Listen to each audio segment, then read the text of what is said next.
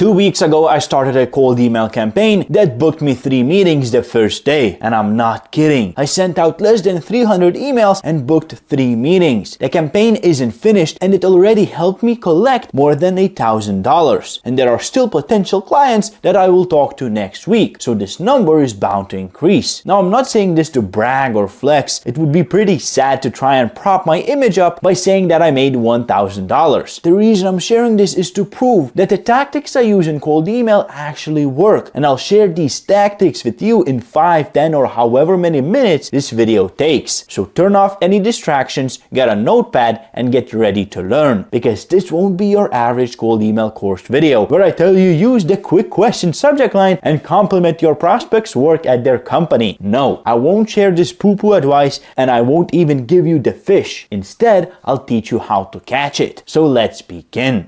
A lot of you won't like what I'm about to say, but everything starts off with email infrastructure. Yes, I know, it's the most cumbersome task for most of us. I don't like it either. But if you choose a terrible email service provider, you won't go far. You'll spend hours setting everything up, and in the end, you'll have terrible infrastructure with low reputation. And if that's the case, all emails you send will end up in the spam folder. How in the world will we book any meetings if we can't even reach our prospects? So to make sure email infrastructure setup is as smooth as possible, I suggest you use Salesforge or InfraForge. I use them both myself, and they help you set up domains, DNS records, and mailboxes automatically without you having to do anything. I haven't tested many other email service providers, so feel free to let me know which one you use. But personally, I found the best results with Salesforge and InfraForge. While we're talking about infrastructure, I might as well mention email warm-up. This is another crucial thing you need to enable and have on at least 2 weeks before you send out any cold emails. You can use WarmForge or any other email warm-up tool to warm up your mailboxes. With that out of the way, let's talk about leads. Yes, I know, another part that not many of us enjoy doing. Lead generation is annoying, but we truly need to pay attention to each and every step of cold email outreach if we want to generate insane results. Lead quality matters as much as everything else because you can nail the email copy, you can have the best email infrastructure and top tier deliverability, but if you're reaching out to awful leads that don't match your ideal customer's profile, that have no interest in using your services, they won't respond and you won't book any sales calls. It's gonna be like trying to sell eyeglasses to a blind man. You can package it in a nice box and have some chimes ringing when the guy opens it, but why would they buy something they will never use? It makes no sense. So before you outsource lead generation and go buy thousands of leads from Fiverr or Apollo, stop and think, who is your ideal customer? If you could work with one person or one company in the world, who would it be? Is it Apple, Google? Is it Alex Hormozi, Iman Ghazi? Who is it? Narrow it down, and once you have a clear answer, build a lookalike audience. Create a group of people that are similar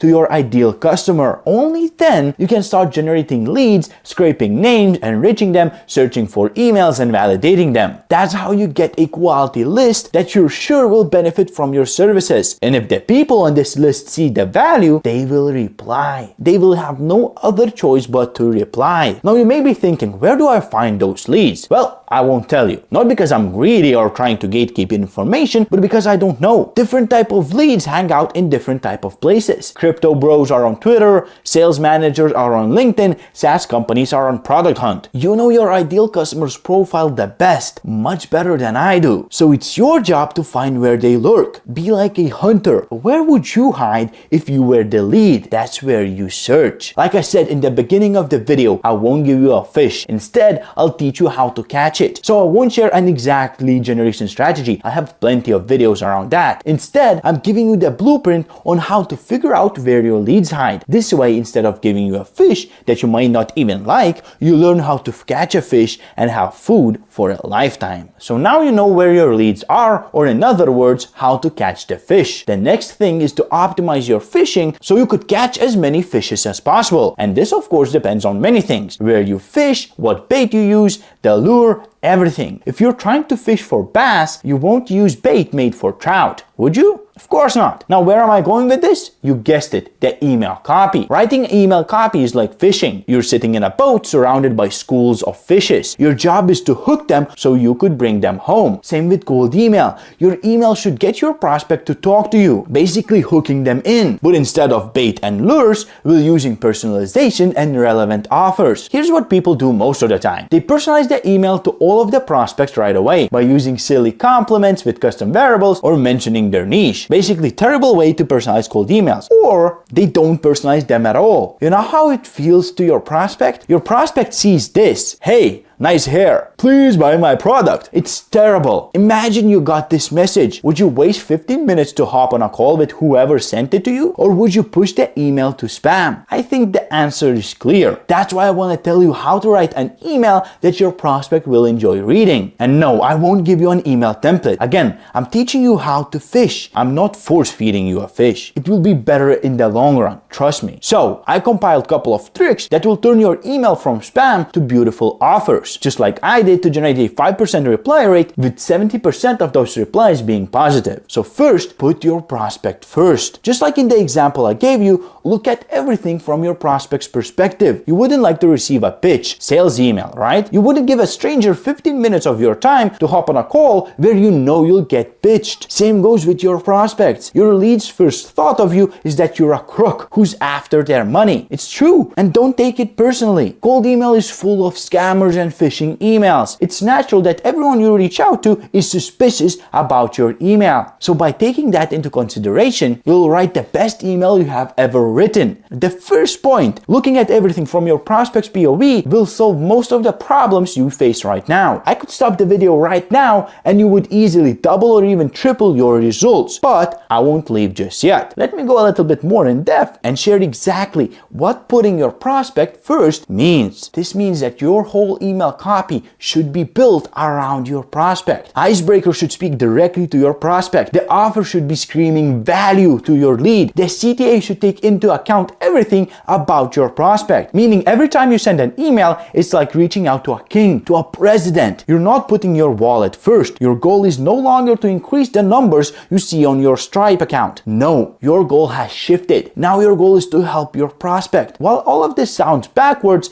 this tactic will ensure you collect a lot more cash in the long run. When you focus on the problems your prospects have, your whole communication changes. People know if you're honest or not. They'll see through your tactics if all you're doing is trying to sell. But if instead you use reciprocity and focus on your lead's issues, boy oh boy, are you going to book calls. Unless you use hard CTAs. If you do, you can forget any sales calls. What do I mean? Well, there are two types of CTAs, hard CTAs and soft CTAs. Most people use hard CTAs that look like this. Wanna hop on a call this Tuesday? Can I share my Calendly? Please share your booking link so I could book a call. All of these CTAs are considered hard CTAs because they ask your prospect for a lot. 15 minutes of their time dedicated to a stranger is a ton. You may think it's not, but they get the same offer at least 10 times a day. That's more than 2 hours of calls if they agree to them all. So again, put yourself into your prospect's place. What would be easier for you? To simply reply yes after a guy asks you if he can send you more information? Or would it be easier to hop on a call with a random dude knowing that he's going to sell you his services? Of course, it's the first option, the soft CTA. Soft CTAs are designed to start a conversation instead of asking a prospect to do a huge feat. Again, it might look backwards to just start a conversation, but like I said, everything will work out in the long run. You should never sell anything in your initial email. It's a huge turnoff for your prospect. Simply share a CTA or an open-ended question that will spark a conversation. Ask your prospect if your service is even relevant to them. Should you speak to their teammates? Ask them for permission to share some value like a checklist or a strategy. Never ask for anything more than a reply. If you do, you're bound to fail. And if you're worried that you're not gonna book a call, well, some prospects will book a call if the initial email is valuable enough. I had this dude fish out my booking link from who knows where and book a call before I could even reply. So if a prospect sees that you're genuine, you have what it takes to solve their problem, they will book a call. Trust me. Now I want to remind you two things: to subscribe, and that today I'm teaching you how to fish. I'm not feeding you for a day here. I'm not sharing the exact templates or subject line ideas. I'm sharing pure knowledge that you'll always carry in your head. However, you would like to see exact emails I've sent or lead generation strategies that will work for anyone, I suggest you take a peep at one of these videos. It was me, Sam. Have a good one and peace.